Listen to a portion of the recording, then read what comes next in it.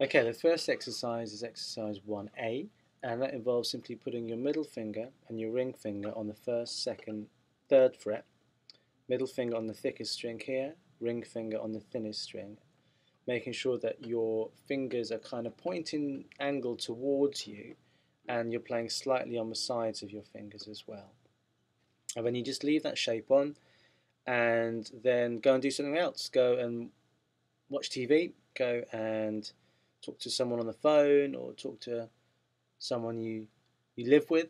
But just, yeah, or check emails and then just leave that shape on. And then what this does is it trains, it gets you to develop that stretch which you need between the middle and ring fingers in order to play the G chord.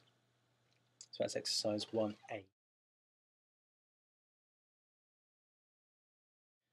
Okay, exercise 1B, very similar. Again, middle and ring fingers on the first, second, third fret. And what you do here is you put your middle and ring fingers on the thickest and thinnest strings, like so, angled towards you, and then you just simply bounce on those strings. You keep your fingers in contact with the strings at all points, at all times, and then you just simply bounce like so.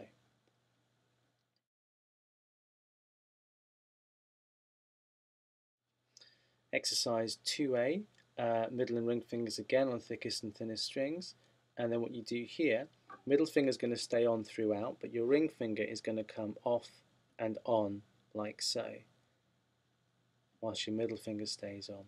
That's exercise 2A.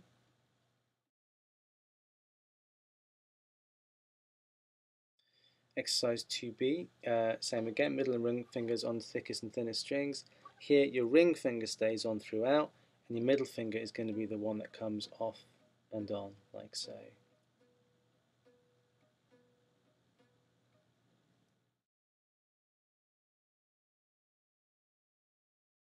Exercise 3, here you're going to have your middle finger now not on the thickest string but the next thickest string, the A string, and your ring finger is going to be on the thinnest string on top E again.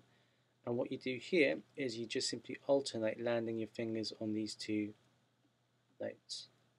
And what happens here, what we're looking for is for the fingers to be coming off and on at the same time. So that as that finger comes on, the ring finger comes off. As the ring finger comes on, the middle finger comes off, and so on. That way you never have both fingers on at the same time. It's very important to get this exercise right to make sure that you do that.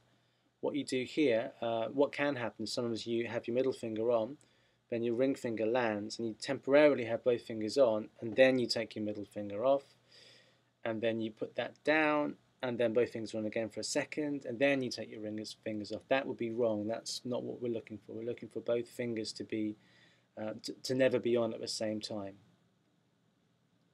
like so.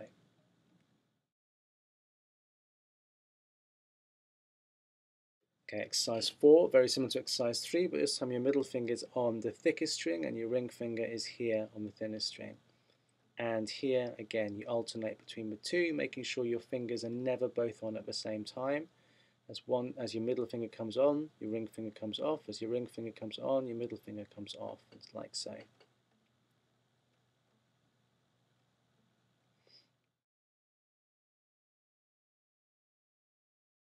Exercise 5 is as follows. Your middle finger is going to stay on throughout on this thickest string here. It's not going to stay on throughout, so it's always going to play, it's always going to land on that string, and your ring finger is going to alternate between these two strings here and here. So that looks like this: a middle, ring, middle, ring. So you can see the ring finger is alternating, landing on different strings each time. Again, make sure that your fingers are never both on at the same time.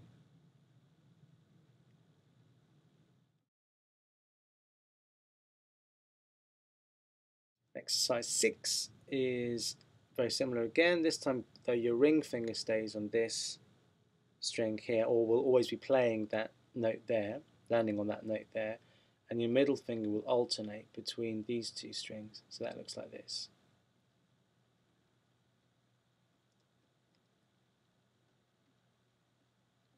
as you can see. So make sure that your fingers are never both on at the same time.